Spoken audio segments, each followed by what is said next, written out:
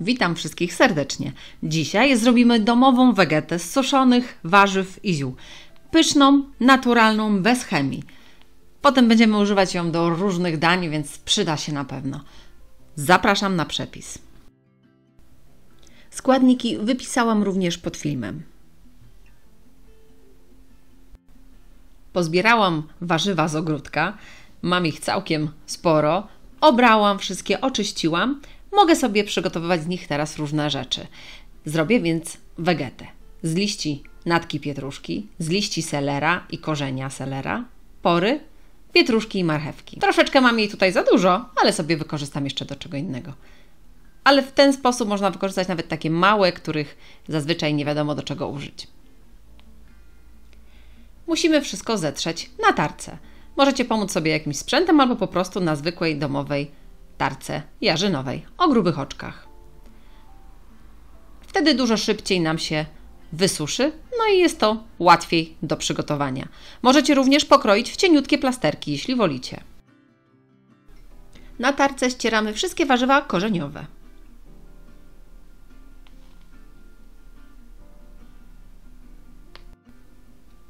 Do startych warzyw dodaję również por, którego kroję drobniutko.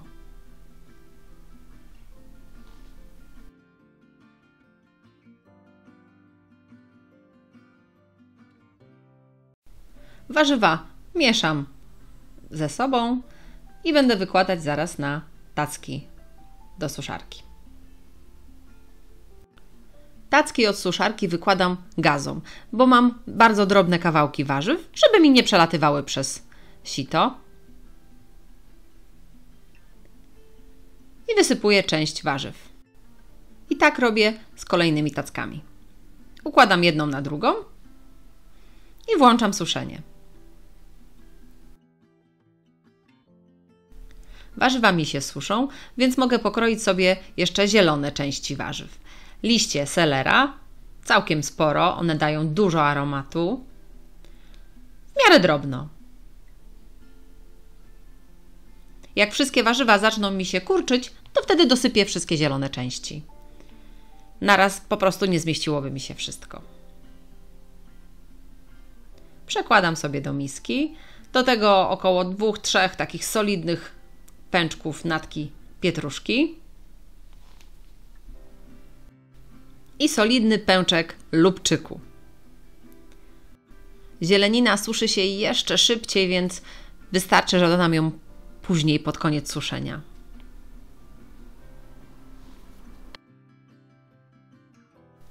Warzywa suszymy kilka godzin.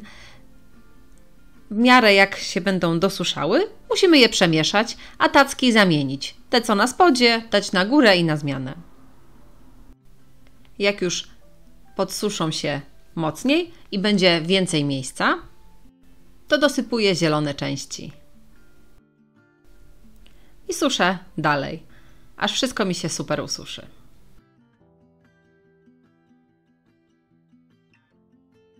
Ususzone warzywa lądują do blendera. Musimy je rozdrobnić. Możecie zupełnie na pył lub zostawić odrobinę grubsze kawałki. To już jak wolicie. Ja co chwilę sprawdzam i w razie potrzeby jeszcze bardziej miksuję.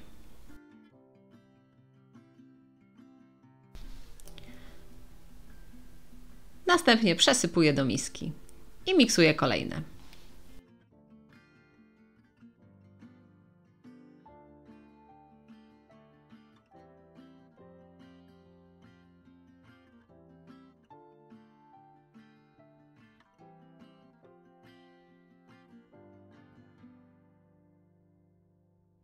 Jak mam już wszystkie warzywa zmiksowane, to dodaję jeszcze przyprawy.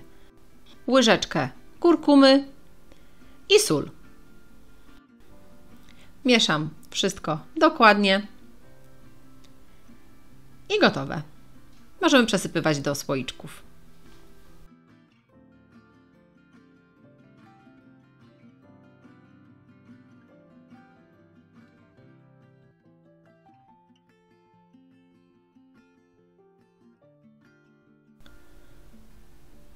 Możecie również do jednego ze słoiczków dodać dodatkowe przyprawy, na przykład słodką mieloną paprykę, granulowany czosnek.